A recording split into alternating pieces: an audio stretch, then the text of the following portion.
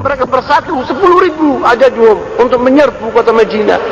Maka Rasulullah SAW tidak mempunyai kekuatan untuk menghadang 10.000 tadi. Maka mereka bermusyawarah kepada sahabat-sahabatnya bagaimana berbuat. Maka Salman mengatakan, ya Rasulullah, kita dulu kunna fi ardi Faris, kita dahulu di negara Faris, apabila dilandang seperti gini kita bikin parit.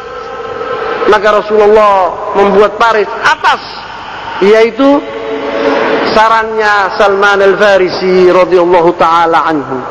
Cerita ini, cerita Salman, perjalanan Salman yang mana dari negara Persia sampai Madinah bertahun-tahun dia mencari kebenaran sampai dia mendapatkan hidayah dari Allah Subhanahu wa taala.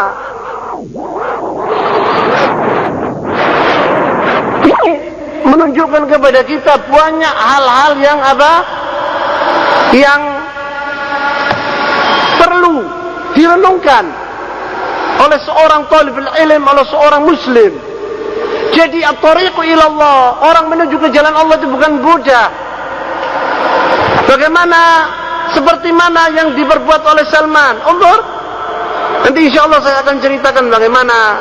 Saya mau kupas omongan-omongan Salman satu persatu itu. Di sini di kitab Al-Imam Ibnu Qayyim, muridnya Syekhul Islam bin Taimiyah yang bernama Fawaid al-Fawaid, dia mengupas tentang masalah sejarah Salman. Rasulullah SAW, kita telah mengetahui bagaimana cintanya Rasulullah SAW kepada pamannya Abi Talib. Abi Talib yang mana dahulu melindungi Rasulullah SAW sebagai benteng Rasulullah SAW yang kokoh. Rasulullah SAW menyintai Abi Talib, sangat menyintainya. Bahkan Abu Talib menyintai Rasulullah lebih dari anak-anaknya. Orang-orang Quraisy dahulu waktu di zaman Abu Talib masih hidup tidak berani mengganggu Rasulullah SAW. Rasulullah SAW menginginkan Abu Talib itu mengatakan 2 kalimat syahadat, tetapi tidak. Abu Talib mati dalam keadaan kafir. Seakan-akan Allah mengatakan kepada Rasulullah SAW, ya Muhammad, anta turidu Abu Talib wa nahnu nuridu Salman. Seakan-akan Allah mengatakan kepada Sayyidina Rasulullah SAW, engkau ya Muhammad mengijam-ijamkan bahwa yang akan mendapatkan hidayah itu adalah Abu Talib, tetapi saya menghendaki Salman. Kata Allah SWT, ya Muhammad anta turidu Abu Talib wa nahnu nuridu Salman. Abu Talib tidak suila an ismihi. Kenapa Allah SWT tidak memberi hidayah kepada Salman, kepada Abi Talib? Karena Abu Talib apabila ditanya siapa namamu, dia mengatakan Abdi Manaf, hamba Abdi Manaf. Manaf itu adalah berhala, nama berhala. Wa idzan tusiba iftakhara bil aba. Apabila apabila ditanya siapa keturunanmu wahai Abu Talib, saya adalah anaknya Abdul Muttalib ibni Hisham, ibni Hashim, ibni Abdi Manaf, ibn bangga dia. Wa idza dzukiratul amwal addal ibil. Apabila ditanya bagaimana hartamu, berapa hartamu, dihitung sama dia. Unta-untanya ribuan. Wa Salman idza su'ila an ismihi. Tapi Salman apabila ditanya, lihat sederhananya Salman, padahal dia orang kaya raya Salman ini. Apabila ditanya siapa namamu, dia mengatakan Abdullahi, namaku hamba Allah. Wa an-nasabihi, keturunanmu siapa? Qala ibnul islami, saya anaknya Islam. Yaqul izin ana ibnul Islam, saya anaknya Islam. Yaftakhir bi islami, bangga dengan Islamnya. Wa an mali, berapa hartamu wahai Salman? Qala al-faqr, fakir, tidak punya apa-apa Salman.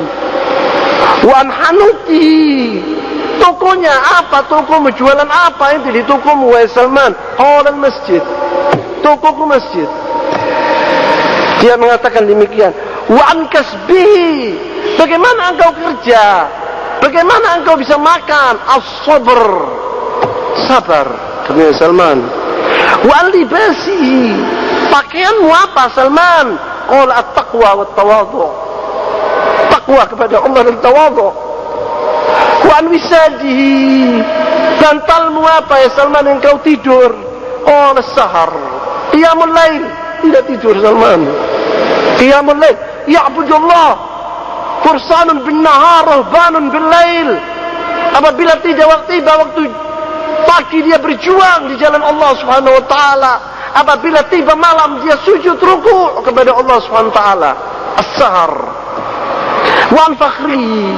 Apabila ditanya, engkau bangga apa ya Salman? Apa yang kau banggakan wahai Salman? Qala Salmanu minna ahlul bait. Salman al-Farisi itu dari negara Parsi, tidak punya keturunan, dia di Madinah. Semua orang punya bangsa. Apabila datang wafat, pernah datang wafat dari Yaman, dari ini disuruh ini kelompok ahli Yaman, ini kelompok sini, ini kabilat ini, Salman sendirian. Sahabat bertanya kepada Rasulullah, ya Rasulullah, Salman bersama siapa? Katanya Ali bin Abi Thalib, Salman minna ahlul bait. Salman bersamaku ahlul bait. Wa an qasdi. Apabila ditanya, apa tujuanmu wahai Salman di dunia ini? Qala yuriduna wajha. Menginginkan wajah Allah. Wa ansiri perjalanannya qala ilal jannah, ke surga. Wa andalili fiturik, siapa yang bersamamu di perjalanan itu, yang menunjukkan engkau jalan itu siapa? Qala imamul khalqi wa hadil ummah, yaitu Rasulullah SAW. Itu Salman al-Farisi. Maka diberi oleh Allah SWT hidayah. Salman al-Farisi diberi hidayah oleh Allah SWT. Dia salah satu orang penghuni surga, dicintai oleh Rasulullah, dicintai oleh Allah. Sedangkan pamannya Abi Thalib, seorang bangsawan besar, kaya raya, pamannya Rasulullah SAW tempatnya di neraka, tidak diberi hidayah oleh Allah SWT. Untuklah perjalanan Salman dari negara ke negara, padahal dia dulu kaya raya, untuk menuju kebaikan, kebenaran. Untuk Salman waktu ditanya, wa kuntu uhibbu khalqallahi ilaihi, dia mengatakan bahwa ayahku itu adalah orang yang paling cinta kepadaku, hamba Allah yang paling dicintai di dunia aku, katanya Salman. La budda an yakun hadha thamratu at-ta'a was-suluk at-tayyib min al-walad. Ini menunjukkan kepada kita bahwa Salman itu dari kecilnya orang yang punya akhlak karimah. Maka dia dicintai oleh ayahnya. Orang dicintai oleh ayahnya itu anak yang nurut, yang patuh kepada ayahnya. Ini Salman menunjukkan kepada kita dengan omongannya itu. Ala laita du'at wa abna' al-masajid ya'tabiruna hadha. Orang-orang muslimin sekarang yang sering ke masjid merenungkan hal ini. Kam sami'na min syakawal aba' ala abna'ihim. Betapa kita mendengar, katanya Husain Awaisyah ini mengupas omongan-omongan tadi, apa yang dikatakan oleh cerita tadi, hadis-hadis tadi yang diceritakan oleh Salman. Berapa seorang ayah mengeluh tentang anaknya, akhlak anaknya bejat. Mimman yas'auna li tazkiyat anfusihim wa takhalluq bi khuluqil Islam. Menginginkan anaknya itu agar dia itu mempunyai akhlak Islami yang sebenarnya. Wa kam sami'na min syakawin nisa al-azwajihinna. Betapa kita sering mendengar tentang perempuan-perempuan mengeluh tentang suami-suami mereka. Memang yatasaddaruna da'wal birri wat taqwa, yang mana suami-suami mereka itu berdakwah kepada Allah, menyuruh manusia kepada kebaikan, kepada takwa. Innahu minal gharib an yakuna ar-rajul kutlatan multahiban minan nar fi baitihi wa amma fi ghairi dhalika fa huwa habibun tayyibun wajiyya. Kita heran sekali apabila kita melihat di rumah mereka itu dia seorang suami yang begitu jahat kepada istrinya, atau tidak bisa mendidik anak-anaknya. Tetapi kalau di luar dia pura-pura baik, pura-pura orang yang hebat. Lagi Salman lah, Salman di rumahnya dia baik, di luar dia baik. Ditunjukkan di sini ceritanya Salman. Apabila dia merenungkan ceritanya Salman, maka dicintai oleh ayahnya. Faina nahnu idza min qouli ta'ala wa anzir ashiratakal aqrabin. Yaqul tuqba falam yazal bi hubbu iyaya hatta habasani fi baitihi. Ayahnya tadi menyintai aku sampai saya penjara di rumah saking cintanya. Lam yakil Salman wa lam yamil min husni ta'amul wal rifq. Walaupun demikian, abahnya berbuat demikian, tetap dia baik terhadap ayahnya. Dia baik terhadap ayahnya, tidak melanggar ayahnya. Hatta abisahu fi baiti yulazimun nar. Sampai dia tetap berbakti, dia memberi kayu kepada api tadi supaya ayahnya tidak marah. Unzur kaifa kanu yukhlisuna li alihatihim. Bagaimana dahulu mereka itu ikhlas kepada tuhan-tuhan mereka. Dilihat itu semua oleh Salman. Salman merenungkan api disembah. Unzur kaifa kanu yutabi'una al-abna' fi khidmat aqidatin. Bagaimana ayahnya itu mendidik anaknya untuk supaya seperti dia. Tetapi sekarang ayah-ayah sekarang membiarkan anaknya. Dia berbuat apa? Allahu a'lam. Laqad ja'ala ibnu mulazim min an-nar. Tsumma ibki ala hal ummatina wa hum yuhmiluna abna'ahum. Kemudian patut kita menangis apabila kita melihat anak-anak kita keluar dari rumah tidak ditanya engkau kemana, dibiarkan anaknya begitu saja. Illa rahimallahu wa qalil minhum, kecuali yang diberi rahmat Allah SWT dan sedikit di antara mereka. Kita dengar sekarang narkoba di mana-mana. Salahnya siapa? Ya salahnya bapak kita sendiri, bapak-bapak kita sendiri. Mereka disuruh melihat televisi di rumah dibiarkan, nyanyi-nyanyian dibiarkan, cerita-cerita diidangkan, dibiarkan dilihat oleh anak-anak kami.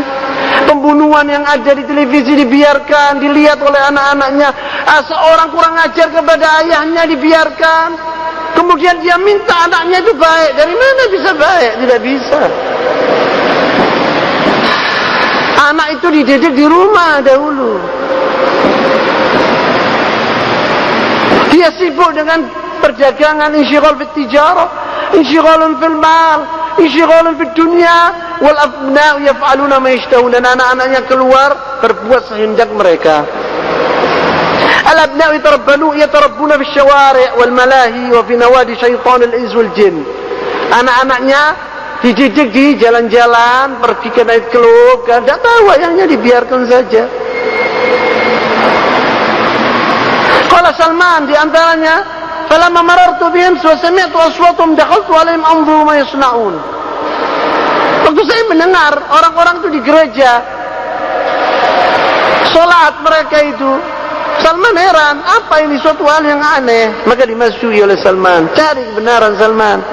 Qala falamma ra'aitu a'jabani, waktu saya melihat saya heran dan saya takjub dengan salat mereka itu.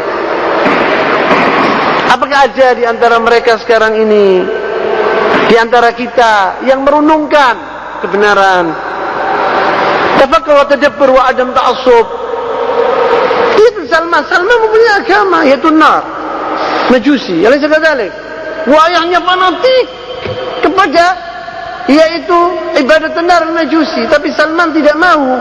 Dia tahu ayahnya itu salah sebab dia fanatik. Tidak boleh orang fanatik itu, maka dia cari kebenaran. Dia dilihat bahwa ini lebih baik dari agamanya. Apakah kita apabila kita renungkan disebut laqad aradana at-ta'assub al-hizbi, laqad awda bin at-ta'assub al-madhhabi. Berapa orang yang fanatik dengan madhabnya, berapa orang yang fanatik dengan hizbinya, hizbiyah. Sekarang pemilihan umum dekat, setiap orang fanatik dengan hizbnya. PK bilang paling bagus di dunia itu adalah PK. Wallahi ana sami'tu nas katsir, berapa orang yang mengatakan bahwa betul-betul partai yang memperjuangkan agama Islam PK. Satu yang mengatakan betul-betul yang memperjuangkan Islam itu adalah PBB. Semua kullu hizbin bima ladaihim farihun. Wa Syekhuna al-Imam al-Albani qala sumpah dia, wallahi innahu laysa al-Islam fi syai'. Semua hizb-hizb ini tidak ada dalam Islam sama sekali, saya sumpah. Dan ala yaqinin tam, laisu ala siratil mustaqim, kata Syekh Al-Albani. Dan mereka itu bukan di jalan yang lurus. Mereka itu adalah seperti apa yang dikatakan oleh Rasulullah sallallahu alaihi wasallam waktu Rasulullah SAW membawa, yaitu menggaris dengan garis yang lurus, mengatakan wa anna hadza sirati mustaqiman fattabi'uhu wa la tattabi'us subul. Kemudian Rasulullah memberi subul-subul, itu jalan-jalan. Dia bilang, saya yakin wallah, saya yakin-yakinnya bahwa partai-partai ini adalah subul ini. Bahwa setiap jalan di situ ada syaitan yang mengajak mereka untuk apa namanya?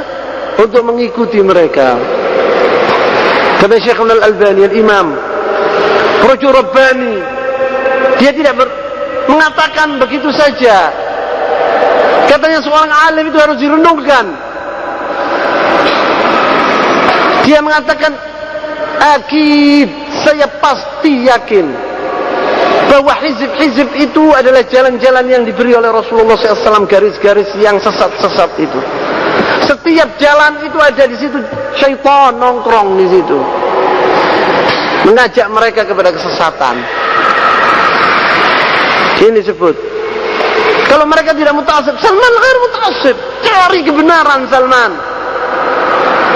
Karena ta'assub itu, karena orang muta'assib itu bisa membutakan seorang, jadi buta seorang itu. Sawa itu ta'assub li hizbihi, ta'assub li madhabihi, ta'assub li syaikhihi, itu dia buta. Nahnu la nata'assub ila li Rasulillah sallallahu alaihi wasallam imamil huda. Kita tidak lalu ta'assub, tidak fanatik kita kepada siapapun kecuali kepada Rasulullah sallallahu alaihi wasallam. La nata'assub ila al-Qur'an, wa la nata'assub ila li sunnatillahi, li sunnati Rasulullah sallallahu alaihi wasallam as-sahihah. Wa la nata'assub li rajul ila Rasulillah sallallahu alaihi wasallam. Semua orang bisa salah, bisa benar kecuali Rasulullah sallallahu alaihi wasallam. Ini yang sebenarnya. Maka Salman, kenapa kau diberi hidayah oleh Allah SWT? Karena dia tidak muta'assib. Al-insan muta'assib tidak akan diberi hidayah oleh Allah SWT. Tidak akan. Illa man rahima rabbuk. Wallahi. Kenapa orang asi, orang yang berbuat maksiat itu bisa bertaubat kepada Allah SWT? Karena dia tahu kalau dirinya itu salah. Orang yang berzina, orang yang syubul khamr, orang yang berbuat perbuatan yang keji, dia tahu dirinya itu salah. Tanya kepada orang perampok besar, ente betul tak perbuatanmu itu? Dibilang aku salah. Tidak ada satupun yang mengatakan aku benar. Alaysa kadzalik? Dan dia minta mohon ampun kepada Allah SWT. Tahu dia kalau perbuatan itu salah, tapi sahibul bid'ah mengatakan bahwa dirinya yang benar. Bagaimana kalau benar akan taubat? Maka babul bid'ah, babul taubat buat orang sahibul bid'ah itu tertutup. Illa man rahima rabbuk. Karena muta'assib dia. Ana benar kok. Bagaimana ana benar mau tobat? Ada orang sekarang itu bilang, sekolah orang hizbi dia. Kau bilang, ya akhi, hadha laysa minal Islam fi syai'. Rasulullah SAW nahana an dhalik. Wa laysa hadha ala min manhaj Rasulullah SAW. Wala manhaj as-sahaba, wala manhaj al-tabi'in. Wa kadzalik at-ta'assub al-madhhabi. Ini fanatik dengan Syafi'iyah, ini fanatik dengan Hanbaliyah. Tidak jalan Allah SWT itu. Mereka fanatik dengan hal itu. Apakah orang itu mau dengan nasihatimu? Tidak mau. Illa man rahima rabbuk, wallahi. Dia akan mengatakan bahwa ini adalah yang baik. Di Pakistan sana sama Afghanistan, wallahi kullu yawm hakadha. Duduk itu kalam. Itu apa tahiyat hakadha? Satu orang tahiyat hakadha dituklek. Ada laisa min madhhab al-Hanafiyah yaqul. Kullu yawm yatadarabun. Berkelahi. Anta Syafi'i sampai perempuan orang laki dari madhab Syafi'i tidak boleh kawin sama orang dari madhab, perempuan dari madhab Hanafi. Tapi begitu. Kanu laisa min muslimin. Makanya at-ta'assub al-madhhabi itu adalah madmum kullu. Wa kadzalika at-ta'assub al-hizbi lebih madmum kullu. Salman ini apabila dia muta'assib seperti Abu Talib, tidak akan diberi hidayat oleh Allah Subhanahu wa taala. Abu Talib waktu dia mau mati, dia tahu betul bahwa Muhammad itu dalam keadaan yang benar. yuhibbu Rasulullah SAW hubban syadid. Limadha yuhibbu? Ta'assuban. Karena dia min Bani Hashim, dia anak saudaranya, darah dagingnya. Waktu datang maut kepada Abu Talib, Rasulullah SAW mengatakan, Qul la ilaha illallah ya am, wa ana asyhadu laka indallah yaumil qiyamah. Datang itu Abu Lahab, Abu Jahal, semua mengatakan jangan. Izbit. Dia bilang ala din abaik. Maka Abu Talib mengatakan, ya Muhammad, saya tidak bisa mengatakan dua kalimat syahadat ini karena nanti orang Arab akan mencelah aku. Gimana qul hadzal kalam ta'assuban mata mitatul jahiliyah. Tapi Salman ma qala hadzal kalam, cari dia kebenaran. La yata'assab li abi, karena abahnya adalah seorang bangsawan atau kaya lah, dia cari kebenaran. Maka diberi oleh Allah SWT jalan yang lurus. Maka surga tempatnya Salman Al-Farisi. Bagaimana tawadhu'nya Salman, bagaimana zuhudnya Salman, masyhur di tarikh. Bagaimana baiknya Salman, bagaimana perjuangannya Salman. Maka diberi jalan Allah SWT, diberi hidayah sama Allah SWT. Allah SWT tidak melihat dia itu orang itu dari bangsa apa, dari gantengnya atau tidak gantengnya, uangnya, kekayaannya tidak dilihat sama Allah SWT. Wa yanzur ila qalbihi, al-qalb salim. Salman mempunyai hati yang salim, yang murni. Maka masuk Salman ke surga, wa Abu Talib fi jahannam, wa bi'sal masir. Maka dari itu kita menganjurkan kepada diri saya sendiri terutama kepada kalian, janganlah kalian muta'assib. Ta'assub hadza a'ma. At-ta'assub hadza tidak baik. Kita harus cari kebenaran.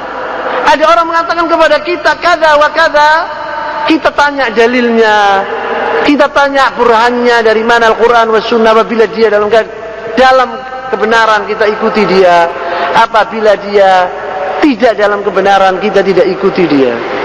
Wallahi mereka itu ahlul hizbiyah, ma indhum dalil abadan, tidak mempunyai dalil. Maka disebut di sini oleh Husain Aisyah, mana fanatiknya orang-orang hizbiyin. Apabila kita menasihati mereka, mereka menolak dan mereka jongkak dan mereka membenci kita. Bahkan mereka membunuh, melukai kita. Berapa orang yang dibunuh oleh mereka? Ada natijah ta'assub al-madhabi wa ta'assub al-hizbi. Ada mafhum ya jemaah. Inilah kisah Salman Al-Farisi yang saya ceritakan dengan singkat. Sebetulnya banyak sekali yang saya akan omongkan kepada Salman yang dikutip oleh Syekh Husain Al-Aisyah di sini. Bagaimana perjalanan Salman dari negara Persia, meninggalkan kekayaan, meninggalkan segala yang serba ada di rumahnya, dan dia merantau ke negara Syam, Irak, kemudian ke Turki, kemudian pergi ke Hijaz mencari kebenaran sampai dia bertemu dengan Rasulullah SAW. Sampai dia menjadi budak. Sayyid dulu dia, tokoh, anaknya tokoh, menjadi budak.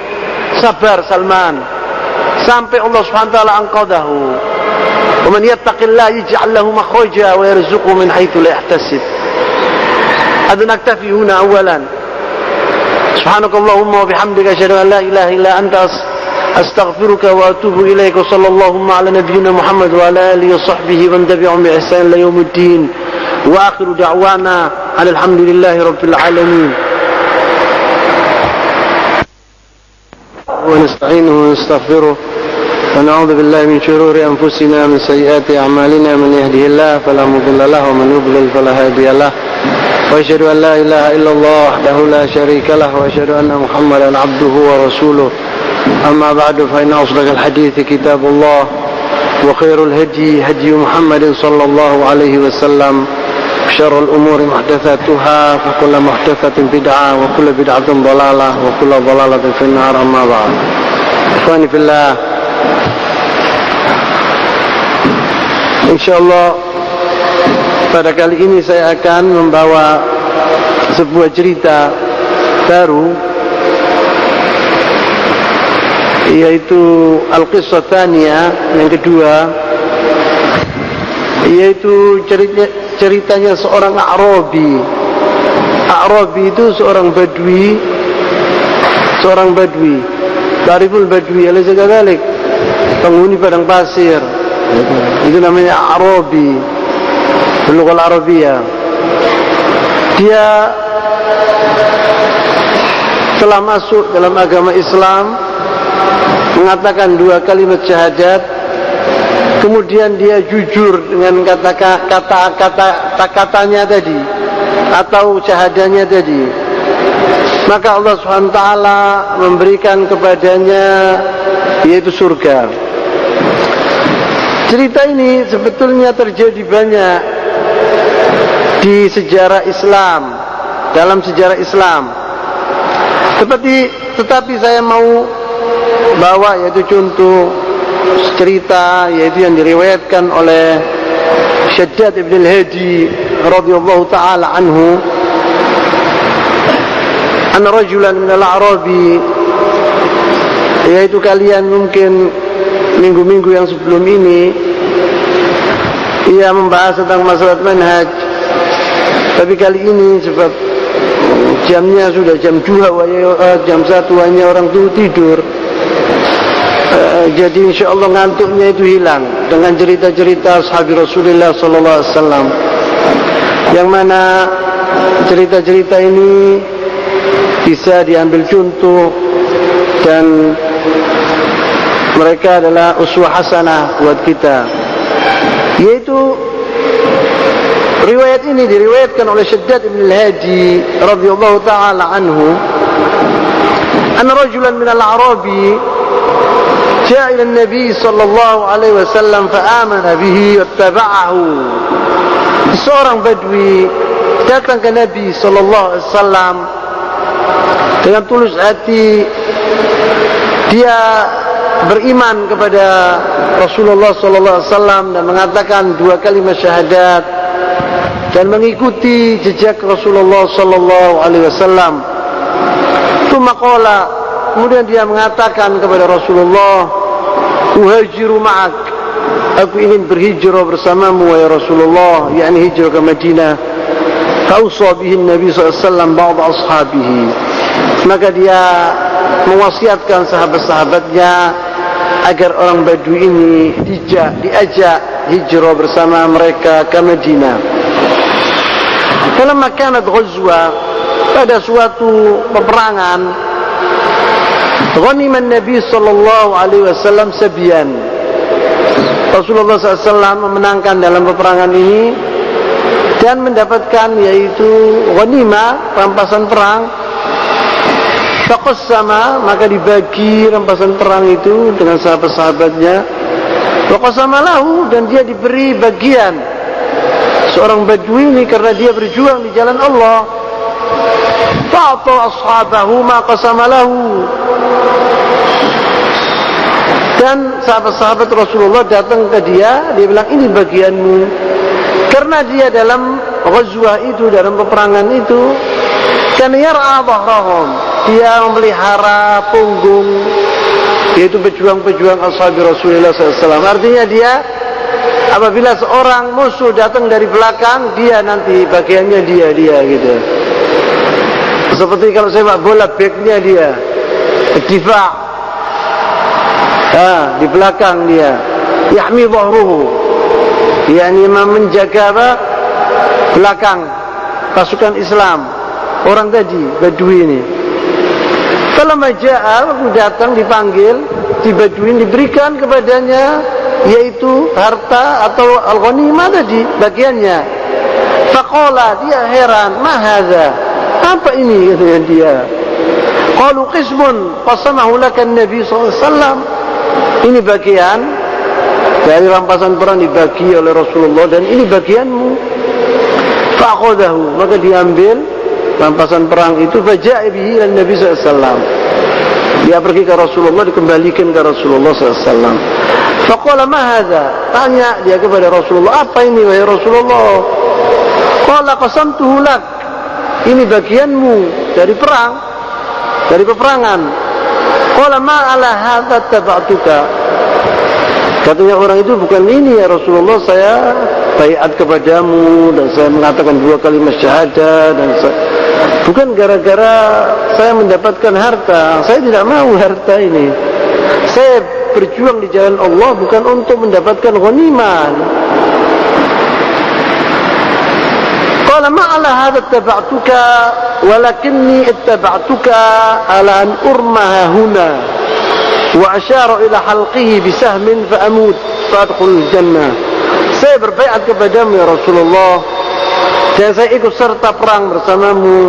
Saya ingin satu saja, yaitu apa? Yaitu saya berperang, kemudian datang saham, yaitu panah, masuk ke halqi lahuna. Ini namanya halquhu, tenggorokan ini. Kemudian saya mati masuk surga. Itu yang saya inginkan. Kalau ini saya tidak inginkan sama sekali, rampasan perang saya tidak mau ini ya Rasulullah.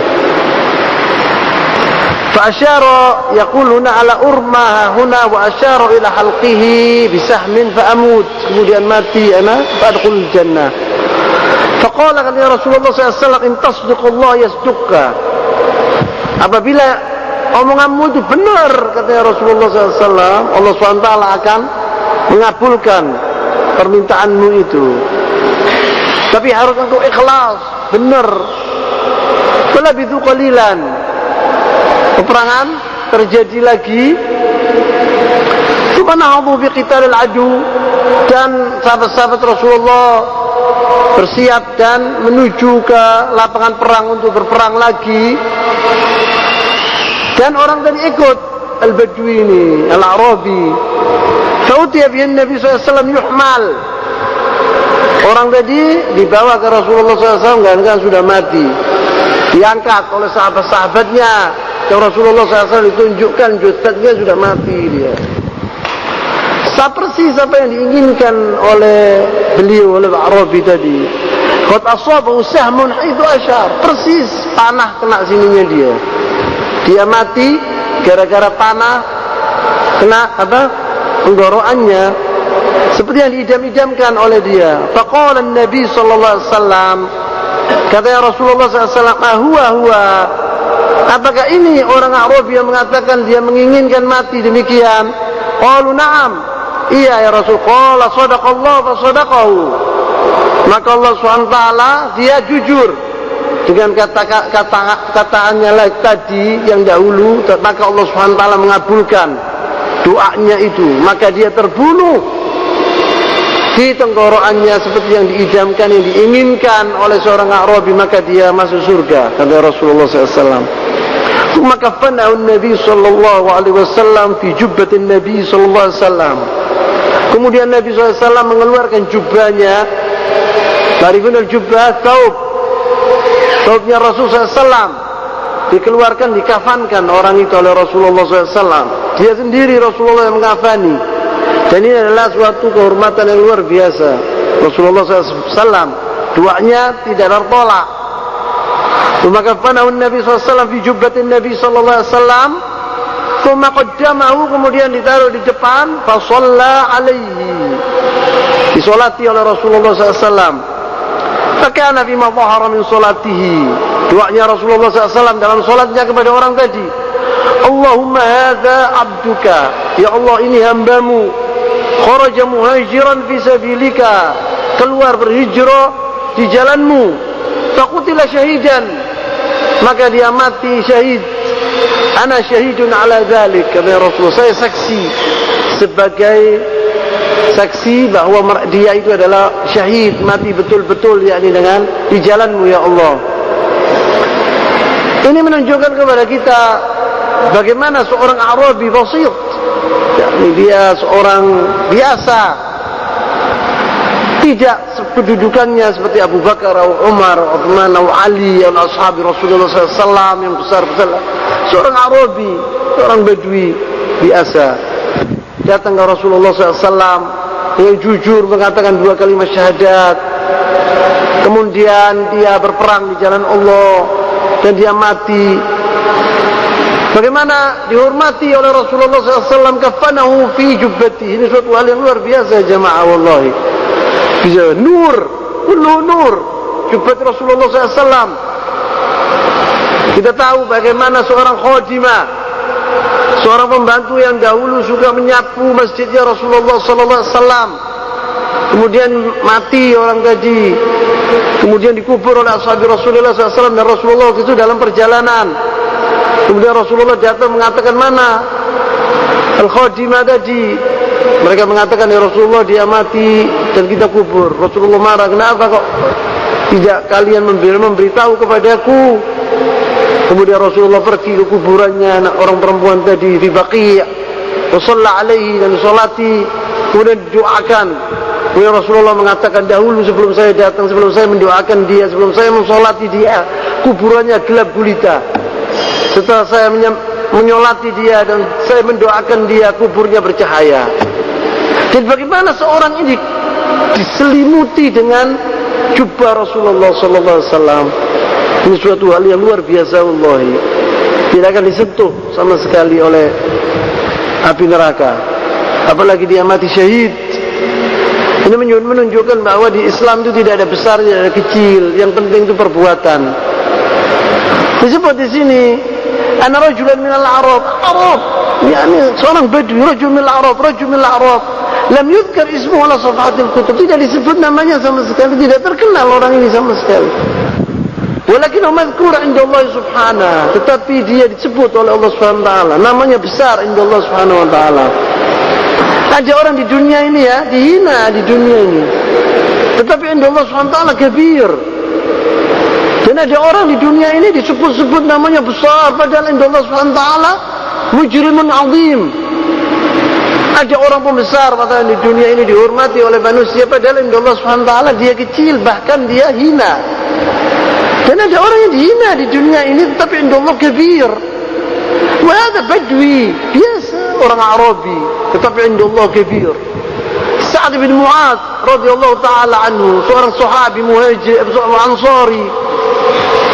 Waktu dia mati sebagai seorang syahid, ihtazza lahu arsyur rahman, arsy Allah subhanahu wa ta'ala goyang. Besarnya orang ini bagaimana inda Allah subhanahu wa ta'ala, di mata Allah subhanahu wa ta'ala besar sekali.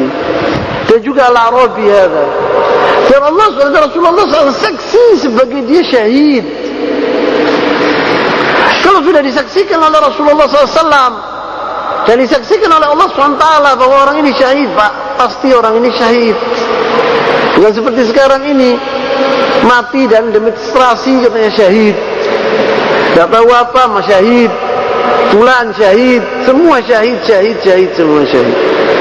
Syahid yang disaksikan oleh Allah dan Rasulnya, itu syahid. Sama yang lainnya yang berjuang di jalan Allah SWT, itu kita tidak tahu dia syahid atau tidak, maksud tahu orang apa isi hatinya. Seperti Husayrim ada seorang sahabat Rasulullah SAW, dahulunya kafir, dari Al-Ansar, min qabilatul Aus, Bahili. Ya. Waktu datang Rasulullah SAW ke Madinah, semua kabilah itu masuk ke dalam agama Islam kecuali dia. Tidak mau masuk dalam agama Islam, Husayrim ini. Tapi dahulu dia tidak pernah mengganggu Rasulullah SAW. Terus dia tidak mau masuk dalam agama Islam. Pada ghazwati Uhud, waktu Rasulullah SAW a'lan, mengiklankan bahwa kita akan memerangi orang-orang kafir, terjadi peperangan Uhud, datang Husayrim ini kepada Rasulullah SAW.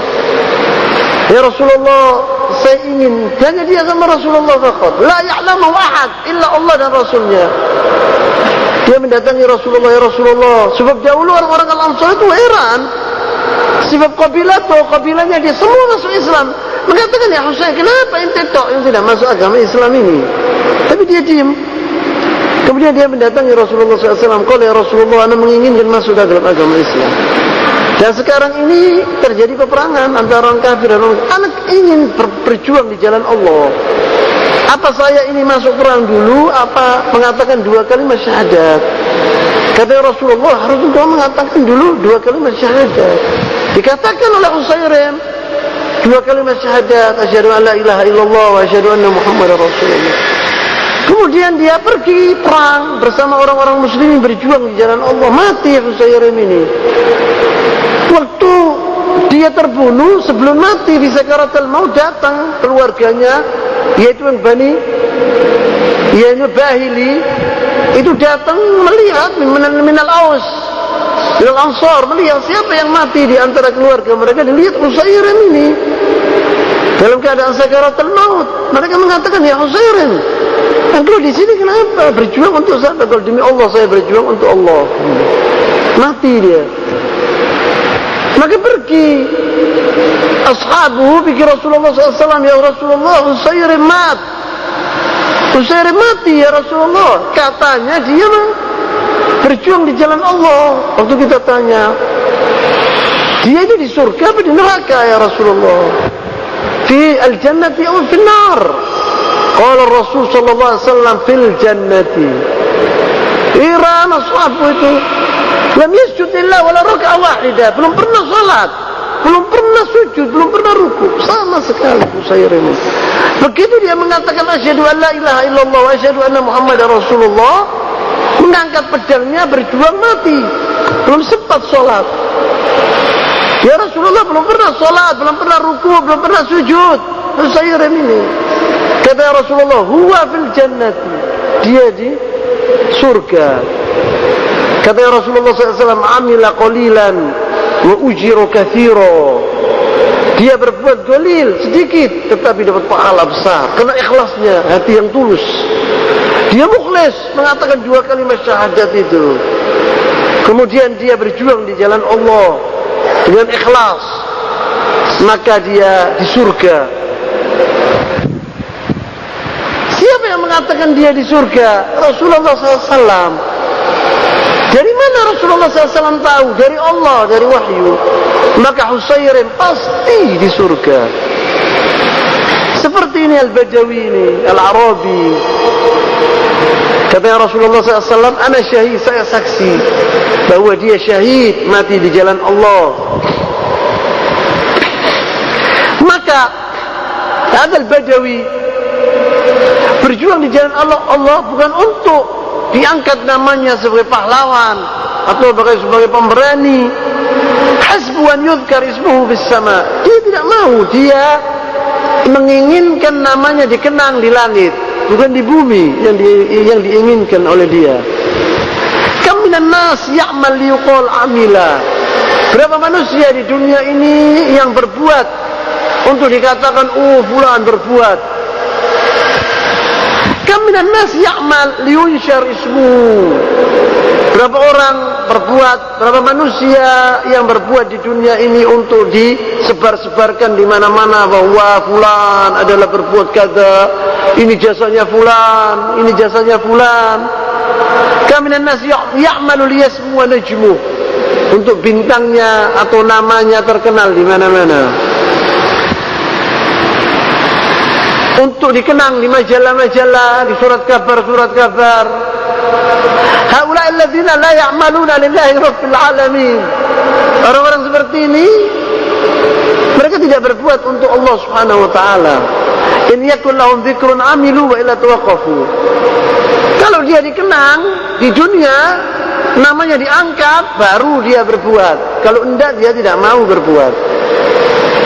Laqad rabbayna abna'ana ma'al asaf ala fasad an-niyyah wa at-tawiyah, ala ar-riya' wa hubb ash-shahwa, atau hubb ash-syuhra.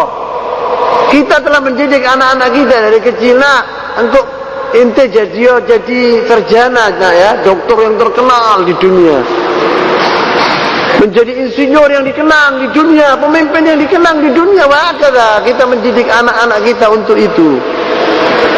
Yuraqib al-ab ibnahu fi mihnatin aw amalin qailan ghadan yuqalu anka tayyarun.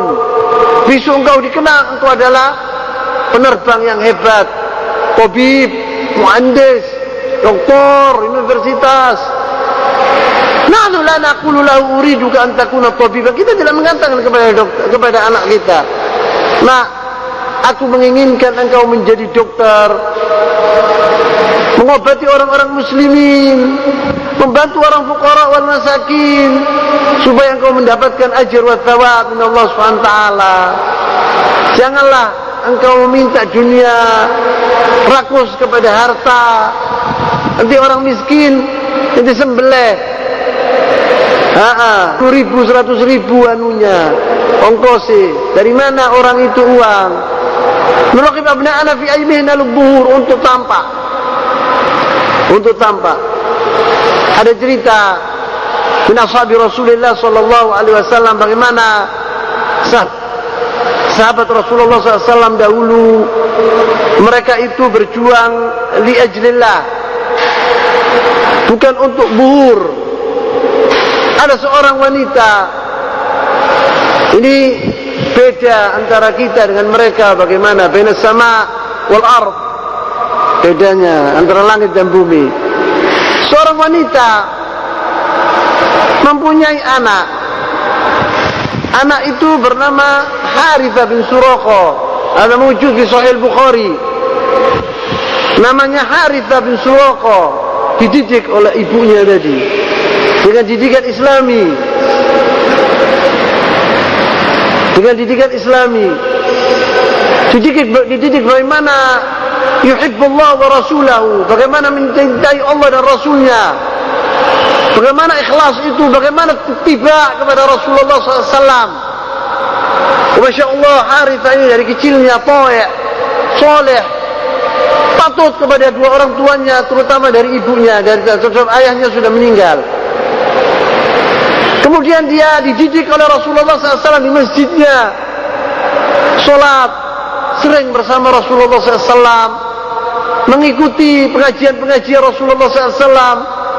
Dia masih muda, umurnya 16-17 tahun, dididik oleh ibunya yang anak ini yang bernama Harithah bin Suraqah. Pada suatu hari di Ghazwati Badrin, dalam peperangan Ghazwat Badr, dia ikut serta berperang bersama Rasulullah SAW. Maka terbunuhlah Harithah bin Suraqah sebagai syahid. Maka ibunya itu datang ke Rasulullah SAW, anak satu-satunya yang dicintai, yang paling dicintai orang di dunia, yaitu anaknya ini. Dia bertanya kepada Rasulullah SAW, wahai Rasulullah, anakku yang di surga atau di neraka? Kalau dia di neraka, aku akan menangisi dia, karena artinya saya gagal dalam mendidik anakku. Kalau dia di surga, saya akan senang, karena artinya itu saya sukses dalam didikanku. Maka dia bertanya kepada Rasulullah SAW, Harithah fil jannati atau fil nar ya Rasulullah? Kata Rasulullah SAW, laqad laisa fil jannati bal jannat. Bukan di surga, katanya Rasulullah, tetapi di surga-surga. Laqad asaba ibniki atau laqad asaba ibnaki al-firdausil a'la. Anakmu, sebab surga itu bertingkat-tingkat, anakmu tempatnya di surga Firdaus, mendapatkan surga Firdaus. Harithah bin Suraqah ini. Maka jangan tanya senangnya hati ibu tadi, tidak nangis, dia gembira hatinya melihat anaknya, didikannya itu sukses, sangat sukses. Tapi sekarang kita apabila anaknya itu doktor atau insinyur terkenal, farhan, dia berhasil, ya Bu. Kalau juga balik, oh ini berhasil. Padahal dia tidak tahu bahwa anaknya itu mungkin penipu, mungkin pemeras, mungkin kaza.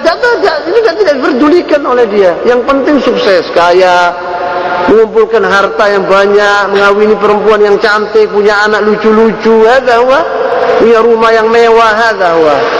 Tapi bagaimana dia hubungannya sama Allah SWT? Oh, itu urusan belakang. Tapi dahulu tidak. Undur anta ila siratul Rasul SAW dan sahabat Asma binti Abi Bakar As-Siddiq. Bagaimana mendidik anaknya Abdullah ibn Zubair ibn Al-Awwam. Dan ceritanya panjang dan ceritanya masyhur. Bagaimana waktu dia berjuang melawan Al-Hajjaj bin Yusuf, diberi dorongan oleh ibunya yang luar biasa, Asma binti Abi Bakar As-Siddiq Zatul Nitaqain, sahabiyah, binti sahabi.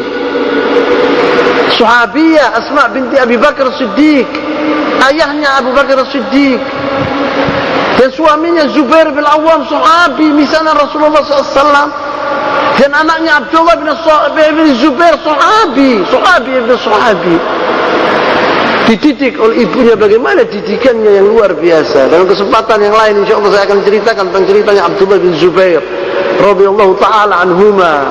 Begitulah dahulu bagaimana mendidik anak mereka. Tidak penting anak itu menjadi dokter atau insinyur atau tidak tahu apa atau terkenal di dunia, yang penting dia seorang soleh zahid. Ittaba'an Nabi SAW. Orang Arabi tadi mengikuti Rasulullah SAW, walahiqa bi, bukan mengikuti itu saja, tetapi berhijrah bersama Rasulullah SAW. Wa hadha huwal iman wal amal. Dia mengimani, tetapi dia juga berbuat. Al-iman qaulun wa amal. Qaulun bil lisan, iya, dipercayai oleh qalb. Kemudian amal bil jawarih, perbuatan dengan anggota badan. Tsumma qala uhajir ma'ak, dia bilang aku ingin berhijrah bersamamu wahai Rasulullah. Apa artinya ini? Isti'dadun li tahammul as-si'ab wal masyaqi fi sabilillah azza wa jalla. Artinya dia siap untuk menjalani apa saja yang diperintahkan oleh Rasulullah SAW kepada dia. Yaitu rintangan-rintangan, kesulitan-kesulitan, dia menginginkan hal. Dia siap. Bukan seorang ingin surga tapi duduk nyenyak di istana, tidak ada. Fausa bin Nabi SAW ba'da ashabi. Lihat kasih sayangnya Rasulullah SAW kepada orang tadi. Karena dia seorang Arabi kemudian tidak direken oleh Rasulullah, tidak, tapi dihargai oleh Rasulullah SAW. Dia mengatakan kepada sahabat-sahabatnya, tolong orang ini bawa ke Madinah, suruh berhijrah bersama kalian. Kemudian waktu dapat ghanimah, Rasulullah SAW tidak lupa dengan orang tadi, diberikan dengan adil. Orang tadi diberi apa? Bagiannya, tidak dizalimi. Imanun wa ittiba'un wa hijratun wa jihad. Diambil semua oleh orang ini. Iman, dia punya iman dan ittiba' kepada Rasulullah SAW, hijrah. Kemudian dia hijrah dan jihad. Dia ikut jihad bersama Rasulullah SAW. Ini berarti bahwa orang tadi itu betul-betul dia ini menginginkan surga. Dia itu waktu baiat kepada Rasulullah SAW, dia tidak menginginkan dunia. Dia menginginkan apa? Yaitu surga Allah SWT yang dijanjikan oleh Allah dan Rasulnya. Karena dia bertanya, kalau saya iman kepadamu wahai Rasulullah, kemudian saya berjihad, saya mati, saya mau dapat apa? Engkau akan dapat surga. Yaitu yang diinginkan oleh dia, oleh beliau, dan ini yang diinginkan oleh ashabi Rasulullah sallallahu alaihi wasallam. Seperti Abu Ayyub Al-Ansari, waktu dia ditanya oleh Rasulullah SAW, wahai Abu Ayyub, taman, apa yang kau inginkan? Saya akan mendoakan engkau kepada Allah SWT, pasti Allah akan mengabulkan doaku. Kata Abu Ayyub Al-Ansari, saya tidak menginginkan apa-apa kecuali syahid, mati syahid di jalan Allah ya Rasulullah. Sampai dia dikabulkan doanya dan dia mati di sebuah peperangan, yaitu di Rhodes. Rhodes itu jazirah di Eropa al-an, dekat dengan Cyprus, dan dia dikubur sekarang di Istanbul.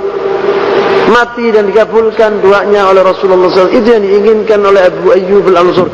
Tidak dia menginginkan kekayaan, tidak. Maka dari itu Haram ibn Mulhan waktu dibunuh oleh seorang Arabi, dia disuruh oleh Rasulullah SAW membawa surat kepada suatu kabilah min qabail Arab. Kemudian waktu diberikan kepada kabilah tadi, ditusuk, dikhianati, dia ditusuk dari belakang oleh tentara kepala kabilah tadi. Apa katanya Mulhan ibn Haram waktu dia melihat, Haram ibn Mulhan waktu melihat pedang itu, dilihat sudah tertusuk dari belakangnya ke wahruhu ila bagaimana depannya sini begini. Dia mengatakan fuztu wa rabbul Ka'bah, saya menang demi Allah, saya telah sukses. yakni dia farhan jiddan masrur, senang sekali, gembira waktu dilihat bahwa tusukan itu mematikan dirinya, dia akan mendapatkan surga.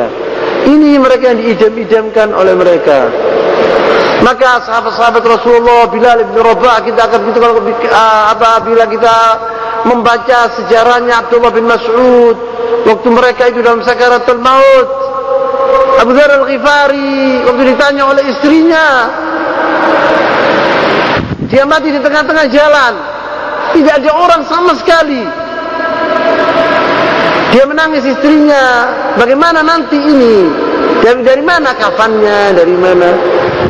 Katanya Abu Dzar Al-Ghifari, jangan takut wahai amatullah, Allah SWT akan menolong aku. Aku dengar Rasulullah SAW berkata bahwa Abu Dzar Al-Ghifari nanti akan mati di tengah jalan dan akan ditolong oleh gerombolan, dan gerombolan ini akan yakni orang ahli surga. Kemudian betul apa yang dikatakan oleh Abu Dzar Al-Ghifari, datanglah orang jamaah di antaranya yaitu Abdullah bin Mas'ud. Waktu mereka melihat Abu Dzar Al-Ghifari fi sakaratul maut, qala hadza Abu Dzar, hadza sahabiyun.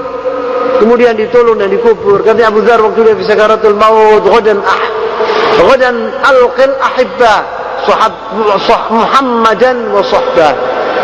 Besok saya akan ketemu dengan sahabat-sahabatku Muhammad dan teman-temannya. Itu yang diidam-idamkan oleh ashabi Rasulullah sallallahu alaihi wasallam. Ya, ini yang diinginkan oleh Al-Arabi. Dia tidak menginginkan harta, tidak menginginkan nama, tidak menginginkan untuk dipuji, tetapi dia menginginkan yaitu diridhoi oleh Allah Subhanahu wa taala. Saya tutup di sini dulu. Lebih baik insyaallah kalau ada pertanyaan-pertanyaan saya akan jawab. Subhanakallahumma wa bihamdika asyhadu an la ilaha illa anta astaghfiruka wa atubu ilaik. Sallallahu ala nabiyyina Muhammad wa ala alihi wa sahbihi wasallam. Wa akhiru da'wana alhamdulillahirabbil alamin.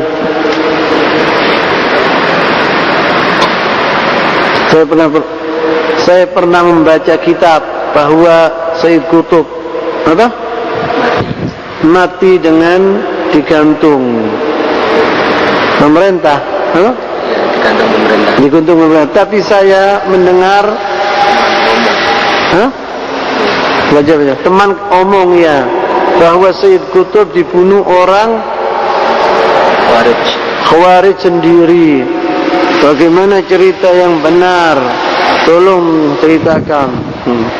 Apakah boleh membaca buku-bukunya Sayyid Qutb? Saya katakan Bismillahirrahmanirrahim. Sayyid Qutb dibunuh oleh rejim Jamal Abdul Nasir, bukan dibunuh oleh orang-orang Khawarij. Apa yang dikatakan Sayyid Qutb itu, dia ceritanya panjang lebar. Dia seorang sastrawan terkenal di Mesir dahulu. Kemudian dia dikirim oleh pemerintah Mesir ke Amerika. Dia belajar metode tentang, dia mufattish dahulu. Mufattish itu apa? Untuk menyelidiki metode-metode sekolah-sekolah itu yang ada di Mesir. Dan Sayyid Qutb mempunyai buku-buku banyak tentang sastra. Waktu itu dia orang penyair. Uslubuhu salis, yakni mempunyai bahasa yang indah kalau menulis. Sastrawan dia. Kemudian dia di Amerika duduk 2 tahun. Dan dia melihat di sana dan dia mengarang buku bernama Amerika Allati Ra'ait, Amerika yang saya pernah melihat. Dia telah mengeritik di situ dalam bukunya tentang Amerika dan kejadian di Amerika, bagaimana panjang lebar. Tapi buku ini sayang, waktu sudah ditulis oleh Sayyid Qutb dalam majalah namanya Risalah, sebagian berapa makalah, tetapi belum selesai. Dia dipegang oleh pemerintah Mesir waktu itu karena dia tahun 1953 masuk ke jaringan Ikhwan Muslimin atau Hizb Ikhwan Muslimin. Kemudian dia ditangkap, dan bukunya ini Amerika Allati Ra'ait diberikan kepada anak pamannya. Waktu itu pemeriksaan yang begitu ketat dan jahat. Maka anak pamannya itu takut, kemudian dibakar buku ini. Jadi buku ini hilang, Amerika Allati Ra'ait ini. Tetapi ada makalah-makalah, dia berapa makalah yang disebut dari buku ini di majalah Risalah. Wallahi, Said Qutb seorang sastrawan, laisa huwa alim, la yafham fid din sahih. Dia tidak mengerti tentang agama yang sebenarnya. Ya. Jadi kemudian dia seorang mempunyai ghiro Islamiyah. Dia ingin memperjuangkan Islam tanpa dasar ilmu agama, jahil, yakni nasalatuddin. Maka dia menulis buku-buku pendapatnya dia. Ya, ada pikirannya yang benar, ada pikirannya dia yang salah. Apa dalam akidah dia salah banyak. Dia menjerumus ke Jahmiyah dan kalau dia Asy'ari itu jelas sudah ke Jahmiyah, dan omong-omongannya katsir, menyimpang dari ajaran Rasulullah sallallahu alaihi wasallam. Wa nyata dalam buku-bukunya fi Dhilal Quran wa Ma'alim fit Thariq wa katsir min ghairihi min al-kutub. Kemudian dia punya pikiran itu banyak menyimpang, yaitu Al-Hakimiyah, tentang Al-Hakimiyah. Ya, ini bukan tempatnya saya bicara di sini. Dia kemudian dituduh untuk menggulingkan pemerintah Mesir. Pertama dia dipenjara, yaitu seumur hidup. Kemudian ditolong oleh Abdurrahman Arif, Abdussalam Arif, Presiden Irak waktu itu. Presiden Irak waktu itu senang sama Said Qutb, pernah membaca bukunya fi Dhilal Quran. Kemudian dia minta mohon kepada Jamal Abdel Nasser untuk dikeluarkan, maka dikeluarkan. Dia setelah masuk di penjara 10 tahun, kemudian dikeluarkan 6 bulan, kemudian dimasukkan lagi ke penjara karena dituduh untuk menggulingkan pemerintah Jamal Abdel Nasser. Kemudian dia dibunuh, digantung. Yang menggantung dia yaitu adalah pemerintahan rejim Jamal Abdel Nasser, Al-Khawarij. Khawarij ini pikiran-pikiran beliau, pikiran-pikiran Said Qutb sendiri. Said Qutb ini pikirannya takfiri. Karena dia tidak rasikh fil ilm, tidak punya ilmu yang kokoh, yang kuat, maka dia menuduh setiap pemerintahan di dunia ini kafir. Didasarkan firman Allah Subhanahu wa taala, "Wa man lam yahkum bima anzalallahu fa ulaika humul kafirun."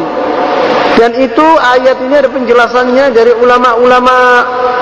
Dia tidak menjelaskan kufrun duna kufur, itu tidak menjelaskan, sikat semua sama dia. Dan pikiran-pikiran Said Qutb ini diambil oleh orang-orang pemuda-pemuda sekarang, khususnya al-hizbiyyin wal harakiyin, dan dianggap Said Qutb itu idola dan uswah hasanah. Gitu. Dan pikiran-pikiran Said Qutb itu sangat-sangat khatir, berbahaya. Maka buku-bukunya Said Qutb itu yang tersebar sawa'un fi Dhilal Quran itu banyak kesalahan-kesalahan. Apabila seorang membaca buku-buku ini, dia akan tertarik, apalagi kalau membaca bahasa dengan bahasa aslinya, bahasa Arab. Dia akan tertarik dan dia akan terjerumus kepada pikiran-pikiran yang sangat berbahaya ini. Jadi seorang muslim, seorang yang memuda, belum punya latar belakang yang tinggi, atau janganlah membaca buku Said Qutb, karena berbahaya pikiran-pikirannya itu. Itu dengan singkat, yang membunuh Said Qutb yaitu rejim Jamal Abdel Nasser. Kalau Al-Khawarij, dia sendiri dituduh Khawarij, bagaimana? Tidak ngerti saya. Dia bilang apa benar, yaitu dibunuh oleh Al-Khawarij. Kemudian dituduh Khawarij, Pak. Yaitu Said Qutb ini dituduh bapaknya Khawarij abad 20. Pikiran-pikiran Khawarij yang ada di dunia ini sekarang ini diambil dari Said Qutb, dari buku-bukunya Said Qutb. Yang ini dengar sekarang di Saudi Arabia, bom sana, Bin Laden, itu semua kebanyakan terpengaruh dengan pikiran-pikiran Said Qutb. Dia mengkafirkan setiap orang tidak mengikuti mereka, gitu. Dan pemimpin-pemimpin dunia Islam ini semua kafir. Menteri-menterinya semua kafir, hakada. Tanpa dasar, tanpa dalil, tanpa burhan, tanpa ayah aja, begitu saja. Dan masalah takfir ini sudah dibahas oleh ulama-ulama al-ummah dari zaman dahulu, sahabat Rasulullah, tabi'in, tabi'in. Dan masalah takfir ini berbahaya. Setiap orang muslim, setiap orang pemuda tidak mengerti tentang agama, ma'in daud Rasul membicarakan tentang takfir atau khatir jiddan. Dan ini sudah dibahas oleh ulama-ulama kita, tidak perlu dibahas lagi, gitu. Apa ada mafhum ada? Hah? Apa ada pertanyaan tentang masalah ini lagi sebelum kita pindah ke pertanyaan yang kedua?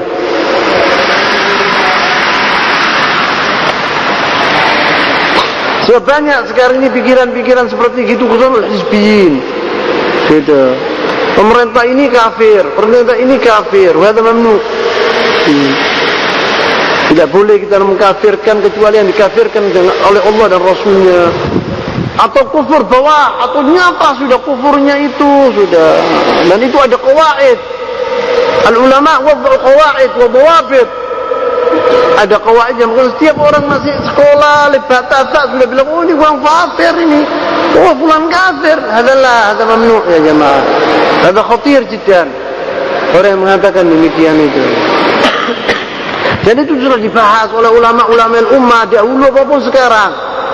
Oleh Syekh Al-Albani, yang sekarang ulama-ulama Rabbani, yang sekarang Syekh Al-Albani bin Baz bin Utsaimin telah dijelaskan kepada umat. Dan buku-bukunya ada tentang hal ini. Itu. Dan semua hal-hal ini yang sekarang ini yang ada tentang masalah takfir, mereka itu terpengaruh dengan pikiran Sayyid Qutb. Gitu. Pikiran-pikiran dia itu menjumus semua dengan itu. Dan saudaranya juga Muhammad. Buku-bukunya juga hal-hal itu. Banyak tentang masalah-masalah ini. Apakah ikhwan muslimin di Indonesia ini pecah apa? Pecah menjadi dua. Menjadi dua. Yang satu apa? Musuh partai masuk partai. Dan satu partai apa? Allah anda tidak tahu Indonesia. Ikhwan muslimin di Indonesia anda tidak kenal dan saya tidak mau kenal. Ana yang tahu ikhwan muslimin ada tarikh ikhwan muslimin amatan yang saya tahu di Mesir dahulu. Sebab saya tahu kenal betul saya sama ikhwan muslimin ini. Dan saya dahulu salah satu orang yang mempunyai hamasa, mempunyai apa ya? Semangat terhadap mereka dahulu waktu saya di negara Arab. Dari kecil saya sampai ya saya masih sudah saya besar. Saya baca buku-buku mereka banyak sekali. Di antaranya yang saya kagumi ya Sayyid Qutb sama Muhammad Qutb. Maka saya tahu betul sama mereka soal muslimin. Dan buku-buku mereka saya punya. Saya tahu betul sama mereka itu. Dan ikhwan muslimin pecah jadi dua. Atau ikhwan muslimin itu pecah jadi banyak, bukan dua. Jamaat takfir wal hijrah, jamaatul jihad, jamaat jatuh apa itu semua pecah dari ikhwan muslimin. Pertama itu ikhwan muslimin kemudian pecah. Hatta Hizb Tahrir ada. Hizb Tahrir An-Nabhani itu dulu dia condong kepada Hasan al-Banna gitu. Kemudian dia pecah dari ikhwan, bikin sendiri namanya Hizb Tahrir. Gitu. Kemudian takfirul hijrah yang ada di Mesir dahulu itu pecahan-pecahan dari ikhwan muslimin. Kalau masalah PK pecah, tidak tahu siapa, IM mana tidak tahu, yang di Indonesia mana tidak tahu. Sebab anak yang tahu di Indonesia ini, ikhwan muslimin yang tahu anak di Indonesia ini, laisa misal ikhwan muslimin yang ada di sana. Walaupun saya tidak senang ya dengan ikhwan muslimin ini, sebab saya sudah tahu betul kedoknya mereka. Katanya Umar bin Khattab radhiyallahu taala anhu, la ya'riful Islam man la ya'riful jahiliyah. Tidaklah orang itu mengerti Islam kecuali dia tahu jahiliyah.